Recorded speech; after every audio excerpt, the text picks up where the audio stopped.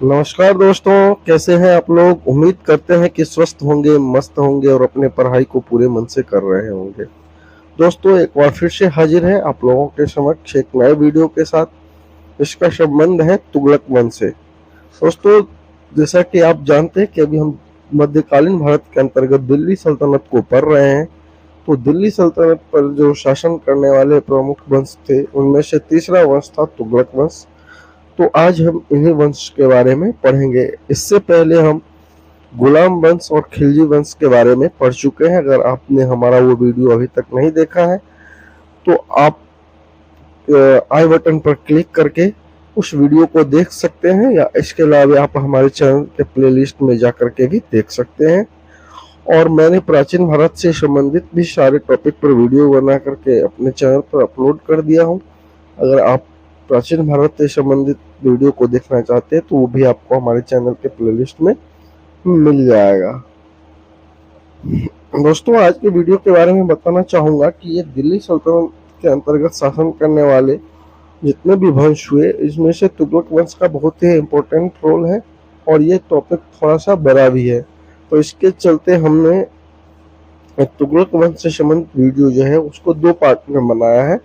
तो आज मैं आप लोगों को पार्ट 1 देखेंगे, और पार्ट 1 के अंतर्गत हम लोग गयासुद्दीन तुगलक और मोहम्मद बिन तुगलक से जुड़ी हुई महत्वपूर्ण तथ्यों को देखेंगे। बाकी हमारा जो पार्ट 2 वीडियो होगा तुगलक वंश से संबंधित, उस वीडियो में हम फिरोज शाह तुगलक और उसके बाद जो भी शासक हुए उनके बारे में देखेंगे।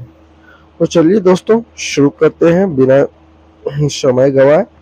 तो दोस्तों, तुगलक वंश की स्थापना जो है वो गयासुद्दीन तुगलक ने किया था।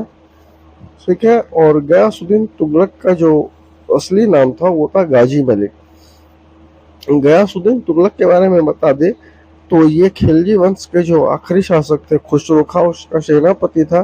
क्योंकि खुसरो खां एक अयोग्य शासक था तो उसकी हत्या कर देता है और दिल्ली के गद्दी पर एक नए वंश की स्थापना करता है, जिसको हम लोग तुगलक वंश कहते हैं।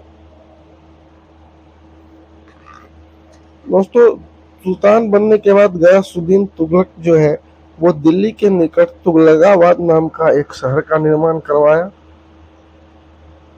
तथा अलाउद्दीन खिलजी ने अमीरों से जो दान में दी गई भूमि वापस ले लिया था। गयासुद्दीन तुगलक ने वो सारा जमीन उन अमीरों को वापस कर दिया। अलाउद्दीन खिलजी के तरह गयासुद्दीन तुगलक के समय में भी मंगोलों का कई आक्रमण जो है वो दिल्ली पर हुआ था, परंतु गयासुद्दीन तुगलक ने अपने सूझबूझ का परिचय देते हुए मंगोलों को जो है वो भारत में प्रवेश नहीं करने दिया और उसे भारत से बाहर ही रखा। इसी के कारण जो है गयासुद्दीन तुगलक को मलिक ओ गाजी की उपाधि भी दी गई थी। ठीक है दोस्तों, अगर दिल्ली सल्तनत के दौर में जितने भी सुल्तान हुए थे, उन सुल्तानों में अगर कृषि पर जो है सिंचाई व्यवस्था, कृषि के लिए सिंचाई व्यवस्था पर जो जोर देने का सर्वप्रथम प्रयास किया था वो गयासुद्दीन तुगलक ने ही किया था। गयासुद्दीन तुगलक का मानना था कि अगर आप राजकोष में धन की वृद्धि करना चाहते हैं और तो वो कर बढ़ा करके, भूमि पर कर बढ़ा करके नहीं पूर्ति की जा सकती है, बल्कि कृषि के जाने का या कृषि की जो तकनीक है उसको आप उन्नत करके अधिक उपज प्राप्त कर सकते हैं और इससे आप जो है राजकोष में धन की प्राप्ति भी कर सकते हैं। जिस तरह से अलाउद्दीन खिलजी ने राजकोष में धन जमा करने के लिए टैक्सेस बढ़ा दिया था, गयासुद्दीन तुगलक ने ठीक इसके विपरीत कार्य किया था और इन्होंने कृषि के लिए सिंचाई व्यवस्था की भी शुरुआत की थी। और पहला नहर जो है वो, उसका निर्माण जो है वो गयासुद्दीन तुगलक के द्वारा ही कराया गया था। हालांकि उस समय में सर्वाधिक नहर अगर बात होगी तो वो फिरोज शाह तुगलक ने करवाया था, जिसको हम लोग आगे पढ़ेंगे। ठीक है। अगर पहला भूमि के सिंचाई के लिए जो पहला नहर का निर्माण था वो गयासुद्दीन तुगलक के द्वारा किया गया था। उम्मीद करते हैं आप लोगों को ये चीजें समझ में आ गई होगी। चलिए आगे बढ़ते हैं। दोस्तों, गयासुद्दीन तुगलक जिस वक्त शासन कर रहा था, उसी वक्त एक बहुत ही बड़े सूफी संत थे जिनका नाम था निजामुद्दीन औलिया। वह रहते थे दिल्ली सल्तनत के अंतर्गत ही। परंतु गयासुद्दीन तुगलक और निजामुद्दीन औलिया का और बीच का जो संबंध था वो मैत्रीपूर्ण संबंध नहीं था। ठीक है, इसका मुख्य कारण जो था वो हम आप लोगों को बता देते हैं। एक्चुअली क्या हुआ क्या था कि खुसरो का जो शासक बना था, खिलजी वंश का अंतिम शासक के नाम से इसको हम जानते हैं, तो उसके बारे में हमने बता चुका है कि वो शुरुआत में हिंदू होता है। अपने सल्तनत की वैधता प्राप्त करने के लिए वो इस्लाम कबूल कर लेता है और अपने समर्थन में लोगों को एकत्रित करने के लिए उसने क्या करता है कि बहुत सारे धन को बांटता है। परंतु जब खुसरो खां को गद्दी से अपदस्थ करके गयासुद्दीन तुगलक सुल्तान बनता है और नए वंश की स्थापना करता है, तुगलक वंश का, तो वो खुसरो खां के द्वारा दिए गए जिन जिन लोगों को धन दिया गया था उन्हें वापस लौटाने के लिए कहता है। परंतु निजामुद्दीन औलिया जो होता है, ये तो एक संत व्यक्ति होता है और इनको खुसरो खां जो है वो 5 लाख रुपए दिए हुआ रहता है। और ये क्या करता है, निजामुद्दीन औलिया उस धन को जो है वो गरीबों के बीच में बांट देता है। चूंकि ये धन ऑलरेडी बांट चुका होता है, तो जब गयासुद्दीन तुगलक का फरमान के पास जाता है कि आप खुसरो खां से जो आपको धन प्राप्त हुआ तो वो आप वापस लौटा दे, तो निजामुद्दीन औलिया कहता है कि भाई देखो, ये सार्वजनिक धन था, जनता से कल लिए गए टैक्स का ही पैसा था और मैंने उस पैसे को जनता में ही बांट दिया, तो मैं ये पैसा वापस नहीं करूंगा। इस बात को लेकर के दोनों के बीच जो है वो मन मुटाव हो गया था। और जब गयासुद्दीन तुगलक बंगाल के अभियान के लिए गया रहता है और बंगाल के सफल अभियान करने के बाद वापस लौट रहा होता है, तो उसी वक्त ये खबर गयासुद्दीन तुगलक को लगता है कि निजामुद्दीन औलिया ने जो है वो पैसा वापस करने से मना कर दिया है। इस बात से गयासुद्दीन तुगलक काफी गुस्सा होता है और ये खबर निजामुद्दीन औलिया को ये खबर पहुंचाया जाता है कि हमारे दिल्ली पहुंचने से पहले वो दिल्ली छोड़ दे, अन्यथा परिणाम ठीक नहीं होगा। तो इसके जवाब में निजामुद्दीन औलिया ने जवाब दिया था कि हनुज दिल्ली दूर अस्त। इसका हिंदी में अगर मतलब देखें तो इसका मतलब होता है दिल्ली अभी दूर है। और यहीं से ये कहावत भी प्रचलित हुई है, जब आप लोगों ने भी सुना होगा कि दिल्ली अभी दूर है, और वास्तव में ऐसा ही होता है। गयासुद्दीन तुगलक जो है वो दिल्ली नहीं पहुंच पाता है। इसकी मृत्यु जो है वो करामणिकपुर के पास इनके स्वागत में इनके भतीजा जोना खां के द्वारा एक लकड़ी का महल बनवाया गया होता है रात्रि विश्राम करने के लिए। जब रात में वो उस महल में प्रवेश करता है तो उसी वक्त वो महल गिर जाता है। उससे दबने की वजह से गयासुद्दीन तुगलक का जो है वो मृत्यु हो जाती है। तो जैसे एक तरह से निजामुद्दीन औलिया ने कहा था कि दिल्ली अभी दूर है, तो दिल्ली सही में गयासुद्दीन तुगलक के लिए काफी दूर हो गया। वो वापस दिल्ली आ ही नहीं पाया, रास्ते में इसकी मृत्यु हो गई। दोस्तों, गयासुद्दीन तुगलक की मृत्यु को लेकर के बहुत सारे विद्वान जो उस वक्त के थे, इसमें इब्न बतूता, बरनी, अबू फजल बदायूनी एवं निजामुद्दीन, इन लोगों ने माना है कि गयासुद्दीन तुगलक की जो मृत्यु वो लकड़ी के बने हुए महल में दब के हुई थी। ये एक प्राकृतिक मौत नहीं थी, बल्कि जोना खां का षड्यंत्र था। उसने इस तरह से उस घर को बनाया ही था कि उसमें गयासुद्दीन तुगलक आने के पुरान जो है वो महल गिर जाए और उनकी मृत्यु हो जाए और मैं सुल्तान बन जाऊं। ठीक है, और होता भी यही है। गयासुद्दीन तुगलक की मृत्यु हो जाने के बाद 1325 ईस्वी में जोना खां जो है वो मोहम्मद बिन तुगलक के नाम से गद्दी पर बैठता है। दोस्तों अगर मोहम्मद बिन तुगलक की बात की जाए तो मध्यकालीन सुल्तान, मतलब मध्यकाल में जितने भी सुल्तान हुए थे उन सभी सुल्तानों में मोहम्मद बिन तुगलक जो था वो सबसे ज्यादा पढ़ा लिखा व्यक्ति था। परंतु इसकी कुछ नीतियां ऐसी थी जिसके कारण जो है ये जनता के नज़र में एक उनकी छवि जो है वो अच्छी नहीं रही और लोग उसे स्वप्नशील, पागल एवं रक्त पिपासु जो है वो कहा जाने लगा। दोस्तों ये था समझदार व्यक्ति, लेकिन कभी कभी होता है ना कि बहुत ज़्यादा समझदार होना भी नुकसानदेह होता है। ये जो भी नीतियाँ लाता था वो काफ़ी अच्छी होती थी, परंतु उस समय या उस परिस्थिति में उसके द्वारा लिया गया निर्णय जो है वो एक भी सफल नहीं हो पाया था, जिसको हम लोग आगे देखेंगे। तो कहते हैं ना कि जब किस्मत इंसान का खराब होता है तो उठ पर बैठे हुए व्यक्ति को भी कुत्ता काट लेता है। तो यही इनके मोहम्मद बिन तुगलक के साथ भी होता है। इनके निर्णय को अगर देखिए, इनका एक भी निर्णय जो है वो खराब नहीं था, परंतु परिस्थितियां ऐसी बनी कि इनके जो सही निर्णय था वो गलत तरीके से जो है वो प्रचारित हुआ और थोड़ा सा किस्मत भी जो है इसका साथ नहीं दिया। तो दोस्तों जैसे दोस्तों इसके अलावा एक महत्वपूर्ण तथ्य ये है कि दिल्ली सल्तनत के अंतर्गत जितने भी वंशों ने शासन किया था उसमें सर्वाधिक शासन जो है वो तुगलक वंश के द्वारा ही किया गया था और दिल्ली सल्तनत के सर्वाधिक सीमा का विस्तार जो है वो मोहम्मद बिन तुगलक के समय में ही हुआ था।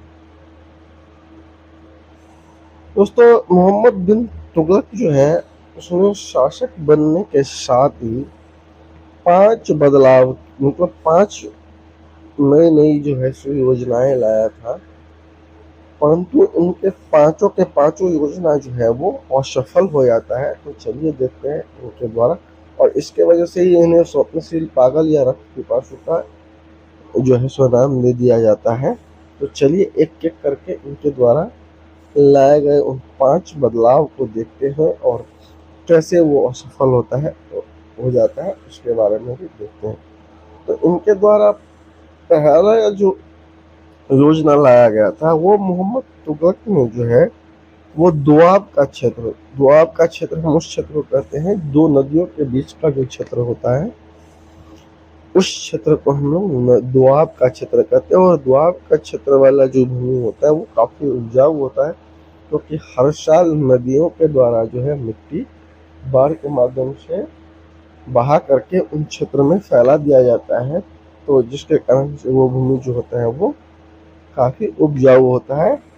तो दोआब के क्षेत्र में मोहम्मद बिन तुगलक जो है वो क्या करता है, टैक्स में वृद्धि करता है और वो टैक्स को बढ़ा करके 50% तक कर देता है। परंतु है ना कि सिर मुनाते ही ओले वाली बात होती है।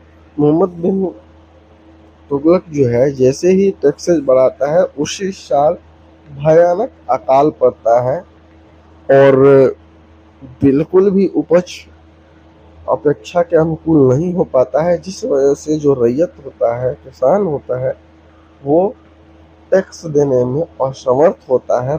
परंतु शासक के द्वारा आदेश होता है कि 50% तक टैक्स वसूलना है और राजाओं को जो है सो इतनी छोटी छोटी जानकारी राजाओं तक पहुंच नहीं पाता है और टैक्स वसूल करने के लिए जो जिन अधिकारियों को नियुक्त किया गया रहता है वो बहुत ही निर्दयता से किसानों पर अत्याचार करके 50% तक टैक्सेस वसूल करने का काम करता है। इस वजह से क्या होता है कि जनता के नज़र में सुल्तान की छवि जो है वो काफी खराब पड़ जाती है।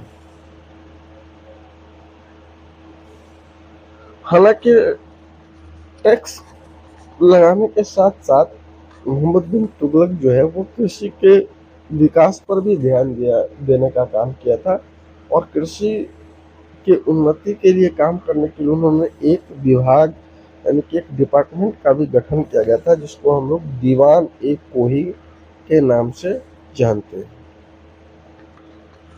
परंतु जैसे कि हम पहले ही बताए, सरकारी कर्मचारियों के भ्रष्टाचार, किसानों की उदासीनता, भूमि का अच्छा न होना इत्यादि कारणों से क्या हुआ कि मोहम्मद बिन तुगलक के द्वारा जो ये योजनाएं लाई गई थी, अंततः उसे 3 वर्ष के बाद जो है वो वापस लेना पड़ा। दोस्तों, मोहम्मद बिन तुगलक के द्वारा दूसरा जो प्रयास किया गया था, दूसरा जो नया अंक किया गया था, उसने राजधानी को बदलने का काम किया था। इसने कहा कि दिल्ली में रहते हुए दक्षिण भारत को कंट्रोल करना जो है वो थोड़ा सा मुश्किल है, तो क्यों न राजधानी देवगिरी को बनाया जाए, ताकि वहां से उत्तर और दक्षिण भारत दोनों को कंट्रोल जो है वो आसानी से किया जा सके। और इसके तहत इसने देवगिरी का नाम बदल करके दौलताबाद रख देता है और राजधानी को स्थानांतरित दिल्ली से दौलताबाद कर देता है।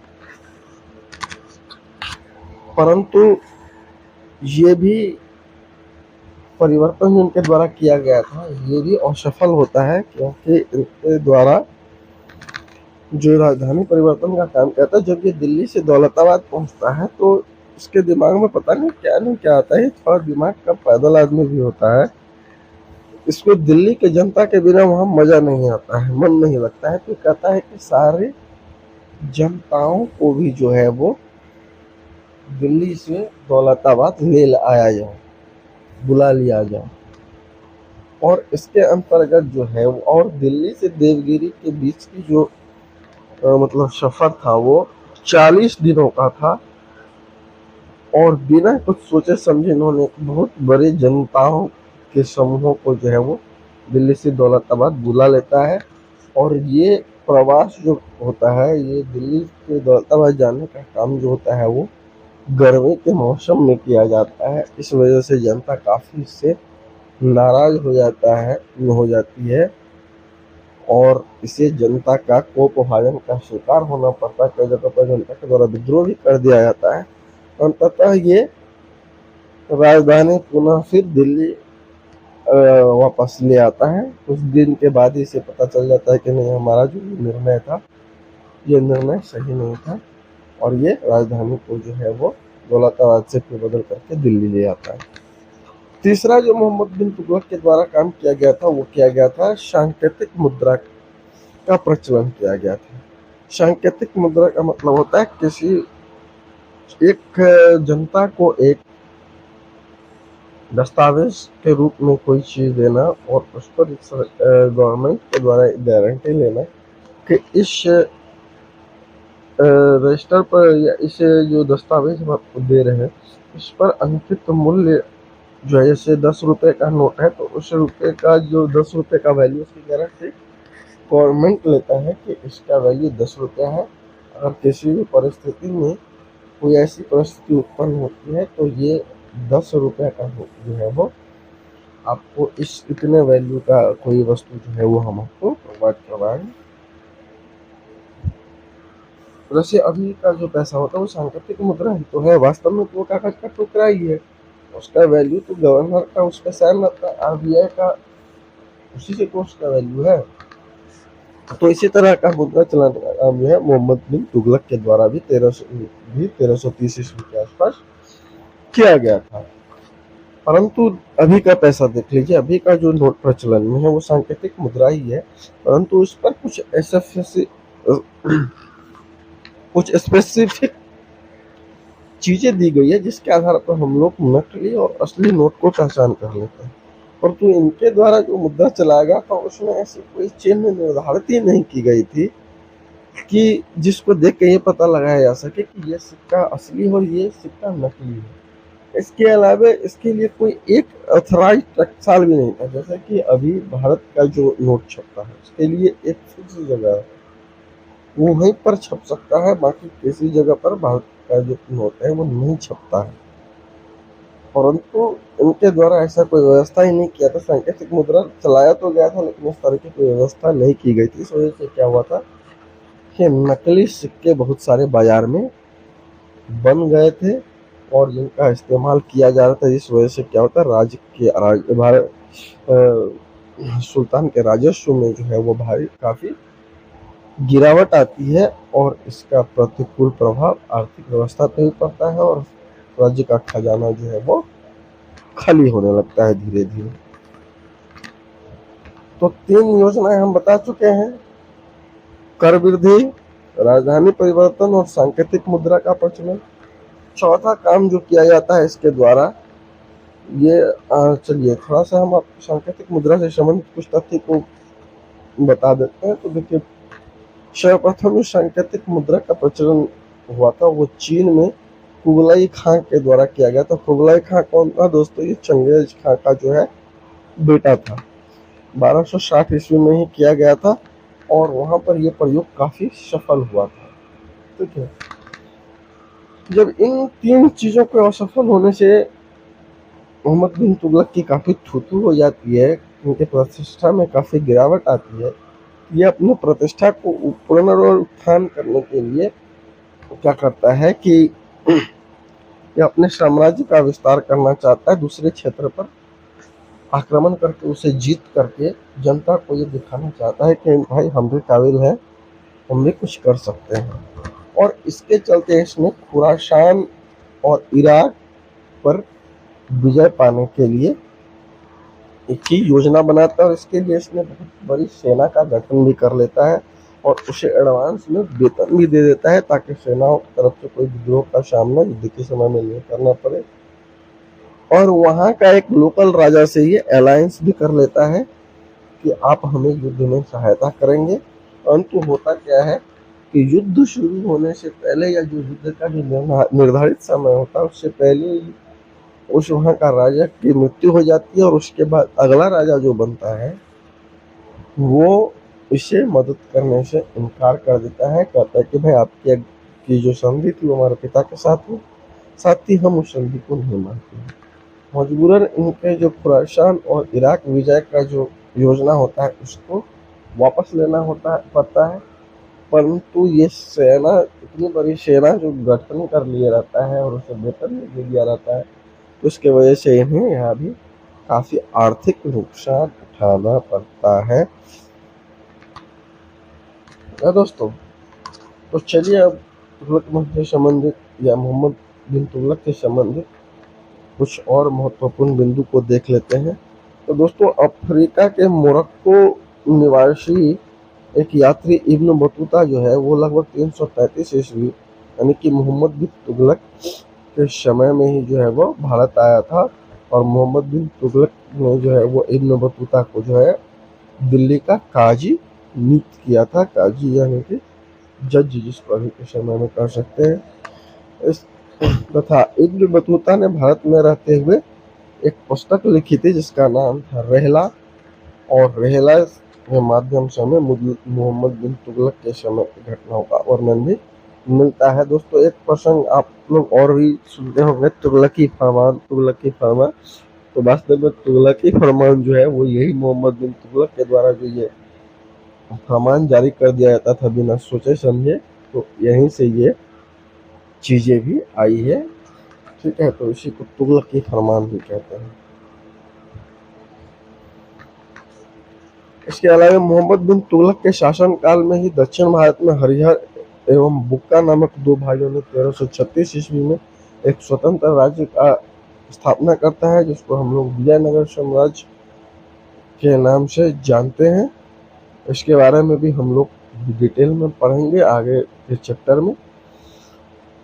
तथा महाराष्ट्र के क्षेत्र में अलाउद्दीन बहमन शाह के द्वारा 1347 ईस्वी में एक और स्वतंत्र राज्य की घोषणा की जाती है जिसे हम लोग बहमनी राज्य के नाम से जानते हैं।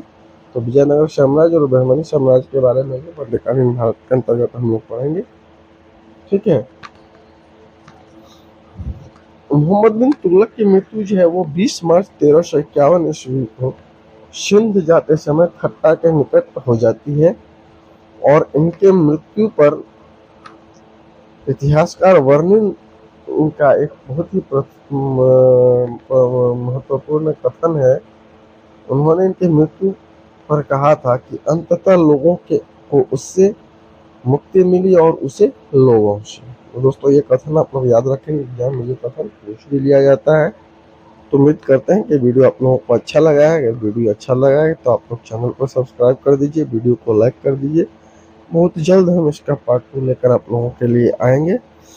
तब तक के लिए धन्यवाद। जय हिंद।